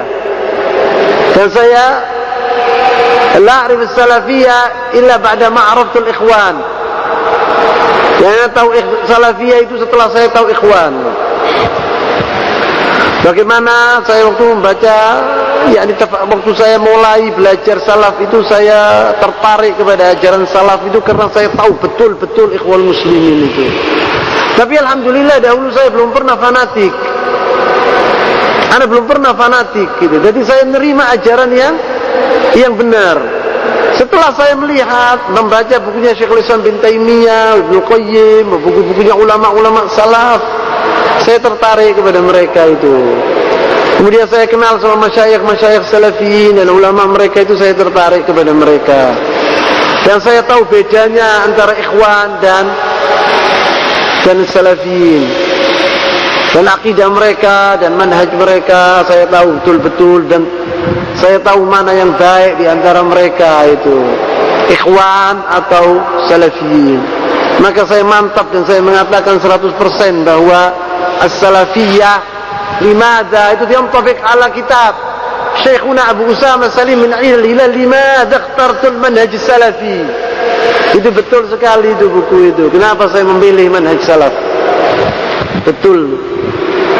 Syekh Salim bin Al-Hilal mengatakan, saya sama ikhwan itu, sama golongan-golongan hizbiyin itu sudah kenal 24 tahun. Jadi apabila seorang jalan dari jauh, saya tahu kalau ini hizbi apa tidak hizbi. Dari jalannya saya tahu, katanya dia sama beliau. Berada wadih, memang benar omongannya, lagak bicaranya, omong-omongannya, kata-kata itu wadih sudah. Wadih wuduh syams fi rabi'atin nahar. Seperti Syekh Rabi bin Hadi, dia dahulu pernah masuk ke dalam Partai Ikhwan Muslimin atau 13 tahun Syekh Rabi itu. Maka dia menulis, tahu dia. Maka tulisan-tulisan Syekh Rabi bin Hadi itu bukan habaan manfuh, bukan kata-kata angin, bukan, dia tahu. Maka dia itu seorang alim, mengerti tentang ajaran salaf yang sebenarnya. Kemudian dia mengerti tentang ikhwan, maka dia tahu betul kesalahan-kesalahan mereka itu. Apa yang dikatakan oleh Syekh Rabi bin Hadi, wa ainus shawab, itu yang benar. Itu yang benar apa yang dikatakan oleh Syekh Rabi bin Hadi tentang buku-bukunya Sayyid Qutb atau yang lain-lainnya. Itu benar, wallahi benar.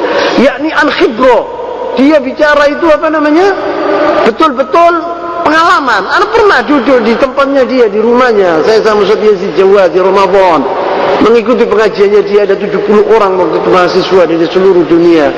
Datang, ada dari Perancis, yang ada yang dari Jazair, dari Maroko, dari Yaman. Di rumahnya Syekh Rabi bin Hadi itu ditanya, dia bicara. Saya tidak mengatakan diri saya mengerti. Saya baca dari dulu betul-betul ikhwan, tahu betul saya ikhwan. Apa yang dikatakan oleh Syekh Rabi bin Hadi semua benar. Wallahi semua benar. Yakhruj min fami nur. Keluar dari mulutnya Syekh Rabi itu cahaya, wallahi, kebenaran, cahaya kebenaran, wallahi, tentang ikhwan muslimin. Kalau ada orang yang merenungkan betul, yakni disingkirkan yakni fanatiknya dia, dan dia merenungkan omongannya itu betul-betul, wallahi omongannya semua benar. Dan mereka itu apabila seorang tahu ya tentang ikhwan dan masalah mengaji atau membaca buku-buku mereka itu, apa yang dikatakan oleh Syekh Rabi bin Hadi itu betul. Dan juga apa yang dikatakan oleh Syekhuna Salim bin Al-Hilal dalam bukunya Al-Jama'at Al-Islamiyah fi Dha'il Kitab Sunnah bimafhum salaful ummah, itu wallahi kitab ra'i' jamil. Itu bagus, itu buku. Benar itu buku itu. Saya mengatakan benar sebab saya sudah tahu gitu. Sebab saya ada pengalaman, sudah tahu saya. Apa yang dikatakan oleh yang pembela ikhwan, wallahi tidak benar sama sekali, dan omongannya kosong belaka. Tidak benar. Paham? Bisa. Apa? Bisa baca. Bacakan Anda.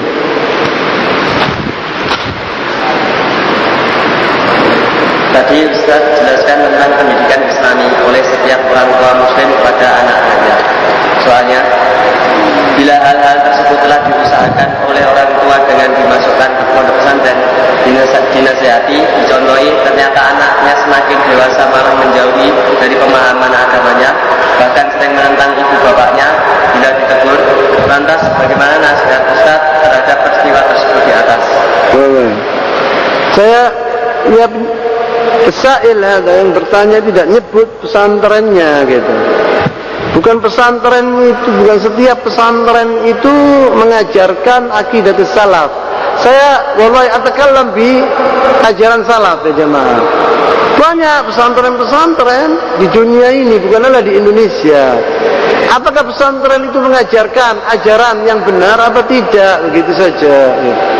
Kalau dia mengajarkan ajaran yang benar, yang diajarkan oleh Rasulullah SAW dan sahabat-sahabatnya dan tabi'in, dan tabi'in dan mengikuti al-ulama al-mujtahidin, dia insyaAllah akan menjadikan atau mendapatkan mahasiswa-mahasiswa yang baik-baik. Kalau dia itu mengajarkan ajaran menyimpang dari ajaran Rasulullah, ya mungkin terjadi seperti ini di pesantren-pesantren itu. Saya tidak heran, sebab saya dengar. Saya terus terang saja, saya tidak tahu masalah pesantren-pesantren di Indonesia, karena saya semenjak saya kecil saya di negara Arab gitu. Saya belum pernah masuk pesantren. Walaupun saya punya pesantren, tapi saya tidak pernah masuk pesantren. Pesantrennya itu apa yang diajarkan, itu yang penting begitu.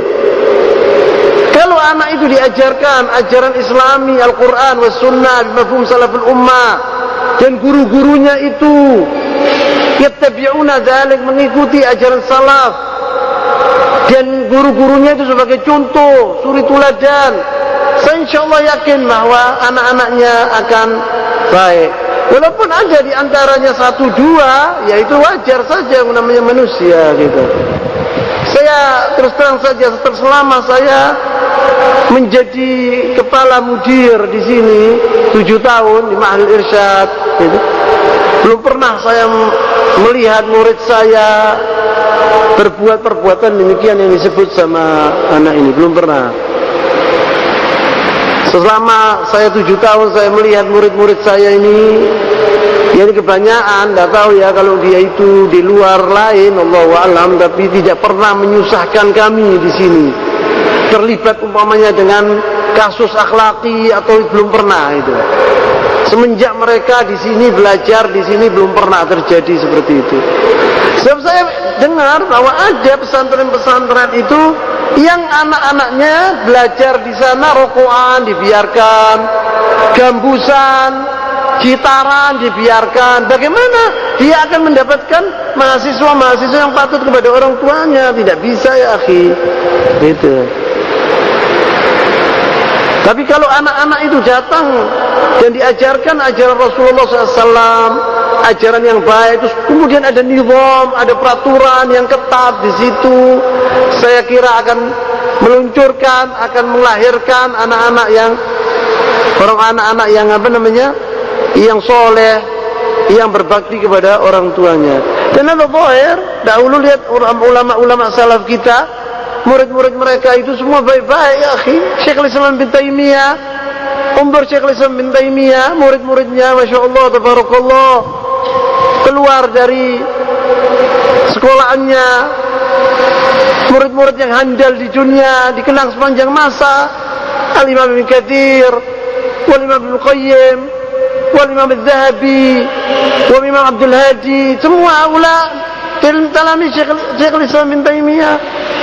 Katanya Ibn Hajar Al-Asqalani, andai kata Syekhul Islam bin Taimiyah tidak punya buku sama sekali dan tidak punya ketinggalan sama sekali kecuali muridnya yang bernama Ibn Qayyim, cukup.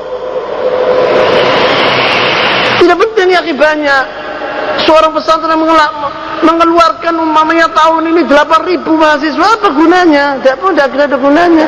Melahirkan 1-2 tapi handal, lebih baik dari 1.000 tapi khuda'un ka khuda' as-sail. Tidak ada gunanya. Maka yang penting itu al-kaif laisa al-kam. Yaitu bagaimana mutunya, bukan banyaknya gitu. Saya melihat di Indonesia senang kalau gitu. Berapa murid Anda? Oh 800, wah bagus. Berapa 1.000 bagus. Ya murid keluarnya bagaimana? Tidak tahu, wallahu a'lam nanti. Wah, laisa bitayyib hada. Satu tapi hebat, lebih baik dari 1.000 tapi tidak ada gunanya sama sekali. Saya kira pesantren-pesantren ini ya gitu, maksud saya begitu. Kurang ajar kepada orang tuanya, kenapa tidak dididik? Gitu. Dia kurang ajar kepada gurunya, dibiarkan. Gitu. Tidak ada peraturan-peraturan yang ketat. Tidak disegani gurunya. Bergurau sama guru-gurunya, rangkul-rangkulan sama guru-gurunya. Tetap Allah fi ihtiram.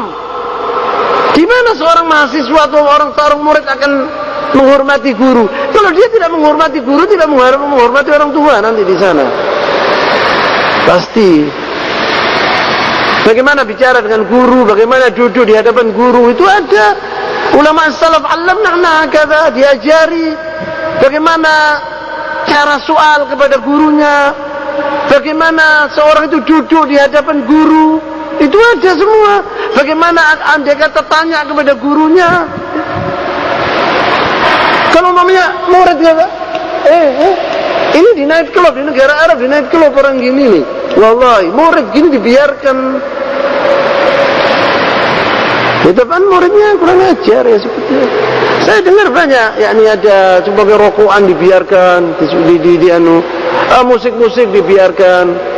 Katanya Al-Imam Ibnu Qayyim Al-Jauziyah, al-ghina baridun ila zina. Nyanyi itu mengantarkan kalian kepada kezinaan. Kalau mahasiswa juga dibiarkan yatrubun wa yughannun, ya jangan heran kalau dia bernyeleweng, jangan heran ya. Heran.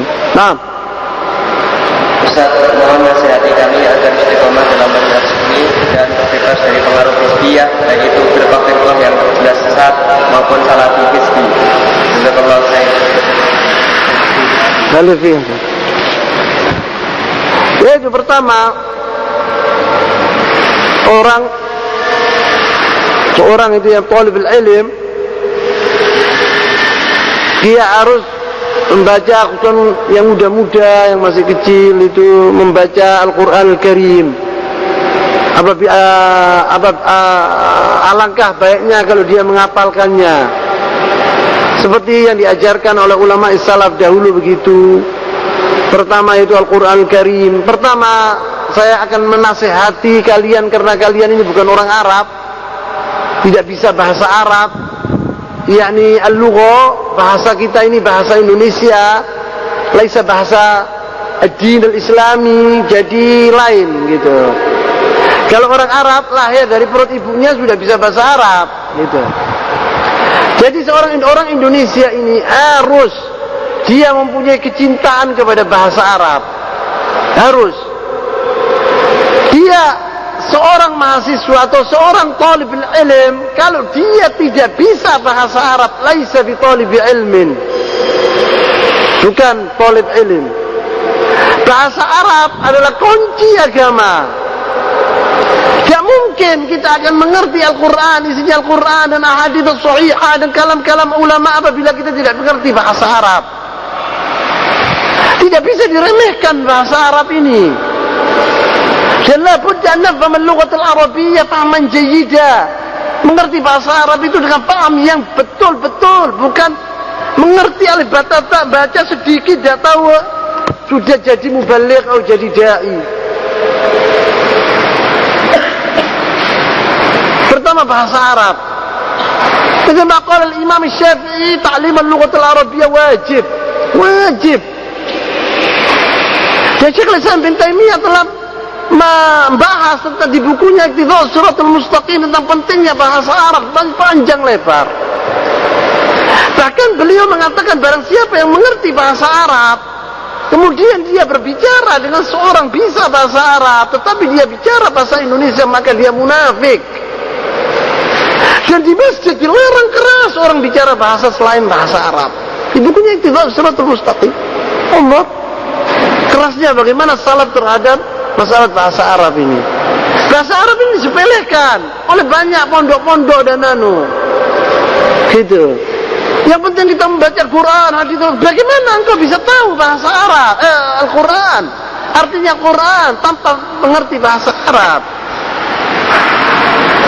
Ulama-ulama kita yang besar, orang Arab yang lahir di negara Arab itu belajar bahasa Arab. Anta umur Imam Syafi'i rahimahullah, dia lahir Quraisy. Pertama dia Quraisy, Bani Quraisy, Bani Muttalib. Ibunya bapaknya bahasa Arab, lahir di bahasa Arab, keluar dari perut ibunya sudah bisa bahasa Arab. Belajar bahasa Arab dia 17 tahun. Walaupun dia pintar belajar bahasa Arab 17 tahun. Maka dia disebut bahwa dia penyair, dan dia adalah orang yang paling fasih di antara ulama-ulama karena bahasanya yang indah. Imam Syafi'i menguasai bahasa Arab dengan luar biasa. Tidak ada seorang alim tidak bisa bahasa Arab. Ada seorang alim bisa tidak bisa bahasa Arab. Siapa alim tidak bisa bahasa Arab? Siapa? Tidak ada di dunia.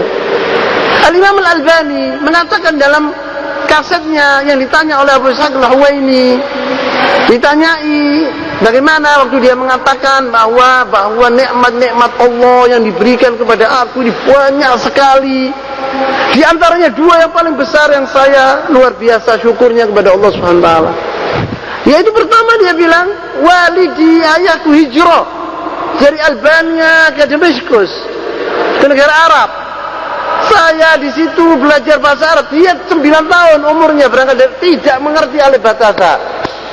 Sumun bukmun umyum fahum la yarji'un. Bahasa Arab tidak ngerti sama sekali. Belajar di Syria, di Damaskus. Pandai beliau berbahasa Arab, bahkan lebih pandai dari teman-temannya orang Arab. Belajar dia dan baca dengan bahasa Arab. Dia bilang, saya mengerti agama ini dan saya bisa menguasai ilmu hadis dan saya bisa memisahkan antara dhaif dan sahih. Itu karunia Allah yang terbesar buat saya, katanya Syekh Al-Albani. Tidak bisa jemaah seorang itu ngerti agama tanpa bahasa Arab. Tidak bisa, wallahi hadza khayal. Tidak bisa, wallahi. Maka seorang datang ke sini, seorang talib ilm dari Saudi, ditanya, kenapa ya? Oh, kita mendengar bahwa ada orang India itu alim, orang Pakistan alim, orang Afrika dari Shanghai itu alim seperti Syanaqita, ulama. Dia bilang karena bahasa Arab. Mereka menguasai bahasa Arab dari kecil, dididik, dicekoi bahasa Arab lebih dari bahasanya sendiri. Mereka menguasai bahasa Arab dengan sebenar-benarnya. Kemudian dia mempelajari ilmu Al-Quran, Al-Hadith, wa asbahul ulama. Hamba bahasa Arab dah bisa jemaah. Dr. Hasan Ilahi Zahir, ana arifu, ana tahu sama dia. Wallahi la aqulu hadha fakhran. Saya tidak sombong wallahi. Pernah makan di rumah ana, di rumah Khali Hasan Ilahi Zahir. Wallahi yatakallamu al-Arabiyyah kamal ma'. Bicara bahasa Arab seperti air wallahi. Yakhthub kalau pidato 6 jam tanpa tawakuf. Tidak berhenti 6 jam bahasa Arab hakala. Yakhrujul Quran, yahfadzul Quran kamal ma', ahadits nabawiyah kamal ma'. Wallahi. Belajar bahasa Arab. Dan saya diceritakan sama dia bagaimana dia dididik oleh ayahnya untuk belajarnya. Dari umurnya 8 tahun atau lebih dia sudah hafal Quranul Karim. Dan dia belum pernah belajar di negara Arab kecuali 2 tahun di Madinah. Bas. Kullu belajar di Pakistan dia. Dan alhamdulillah dia bilang, saya mengarang buku saya seluruhnya dengan bahasa Arab. Tidak pernah saya menguasai bahasa Inggris, saya pintar bahasa Inggris, saya pintar bahasa Persia, saya pintar bahasa Urdu, saya tidak menulis kecuali dengan bahasa Arab. Buku-bukunya semua dengan bahasa Arab. Bagaimana seorang talib ilm baca bukunya Syekhul Islam bin Taimiyah, wala Ibnu Qayyim al-Jauziyah? Wallahi mustahil ada. Bahasanya yang begitu indah, yang begitu sulit akan difahami oleh talib ilm biasa yang bisa alif batata ada. Kami baca Iqadhatul Lahfan lagi Ibnu Qayyim. Ada seorang dulu murid ya kita kenal gitu loh. Bilang sama anak, Ustaz, anak minjem apa omang bukumu Iqadhatul Lahfan. Ana bilang itu bisa bahasa Arab ta? Dia bilang ya kita orang lihat lah, kalau bisa sedikit-sedikit. Istobel, mana istobel kalau tidak tahu. Itu mau baca bukunya Iqadhatul Lahfan akan Ibnu Qayyim yang tidak ngerti bahasa Arab. Isyahadah ya aku wallahi alazim. Maka tidak ada di Indonesia ulama gara-gara ini dia bilang. Tapi muncul dari India, dari Pakistan. Karena mereka itu mempelajari, mendalami bahasa Arab dahulu. Itu loh. Kalau orang Arab sudah mengerti dia bahasa Arab. Gitu. Jadi diajari nahwu sorof itu biasa hal balaghah.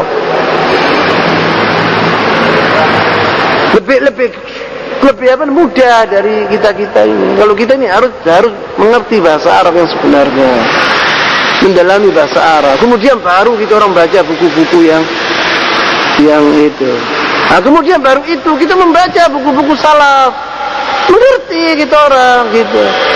Jangan baca buku-buku hal-hal yang menyimpang dari ajaran Rasulullah SAW. Buku-buku ulama-ulama yang kita hormati. Alladzina yattabi'una sunnat Rasulullah sallallahu alaihi wasallam. Supaya kita tidak terpengaruh dengan pikiran-pikiran yang lain gitu.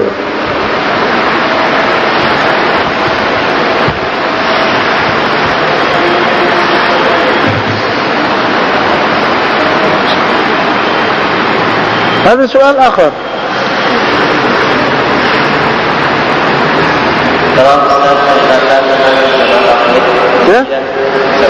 Iya ya. kenapa di Saudi itu menggunakan hadis sholihin, sedangkan di luar Saudi hanya menggunakan tagar? Lah, jangan tabligh haula indahum dua, non Arab sama Arab gitu. Untuk non Arab, untuk bukan orang Arab itu lain. Itu kitabum hada, nisab tablighi. Nisab tablighi itu bahasa Urdu. Di situ ada penyimpangan besar di sana. Jadi orang Arab tidak tahu dengan buku ini gitu. Kalau untuk orang Arab, yaitu Riyadhus Shalihin dan itu, gitu. Supaya diterima oleh orang-orang Arab. Kalau sekarang ya jamaah tabligh di negara Arab ya, anda ngajari apa? Riyadhus Shalihin, wallah tayyib. Hadis-hadis Rasulullah, Riyadhus Shalihin. Siapa yang menolak hadis Riyadhus Shalihin? Bagus apa tidak bagus? Bagus. Oh, jamaah tabligh itu ya melajari bagus, itu Riyadhus Shalihin. Padahal mereka itu punya hal-hal yang lain di buku-bukunya itu, begitu. Mereka laisa tulab ilm, mereka tidak senang dengan ilmu. Mereka tidak mau membaca buku-buku itu, tidak mau mereka. Maka mereka itu tidak mempunyai ilmu. Jamaah tabligh itu tidak mempunyai ilmu mereka itu. Yang punya ilmu itu, wala Jamaatul Ikhwan mempunyai ilmu. Jamaatul Ikhwan punya ilmu filsafah, kalam, omongan. Dan mereka mempunyai, umpamanya ada di antara mereka yang pintar dalam masalah ekonomi, masalah tidak tahu apa, itu pintar mereka, betul. Ada di antara mereka. Tapi masalah din, la yafhamun. Jangan khawatir kalian, la yafhamuna fi din wallah. Ma ya'rifuna din. Wallah ma ya'rifun kalam. Ngomong. Maka dari itu seorang salafi berhadapan dengan ikhwan KO. Tidak bisa dia. Wallahi tidak bisa. Dengan hujjah, dengan dalil tidak bisa. Iya.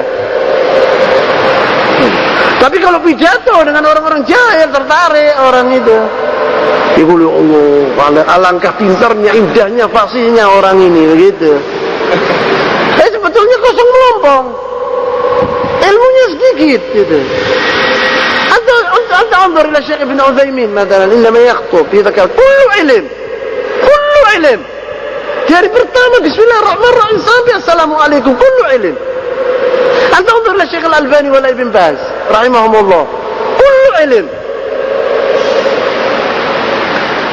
Kalau mereka lah dikasih bumbu-bumbu ini bawa pergi sana sini, jadi orang tertarik gitu saja. Al-ilm lah. Tidak ada al-ilm. Nah, apa? Awal berdiri. Berdirinya. Apa? Berdirinya. Siapa? Jamaah tabligh.